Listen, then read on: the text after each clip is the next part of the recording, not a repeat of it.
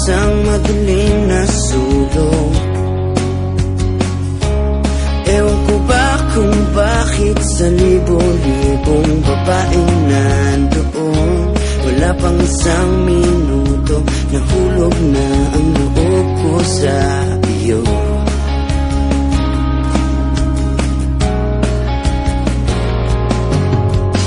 Gusto ko sanang marinig ang tinig mo, umasang na rin na sana'y mahawakan ko ang palad mo.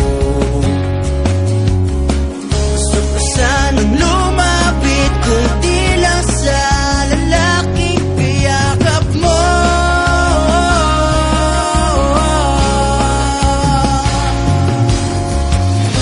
Dalhin mo ko sa iyong palasyo, maglakad tayo sa hardin ng iyong kaharian. Wala man akong pag-aari, pangako kong habang buhay kitang pagsisilbihan, o aking prinsesa.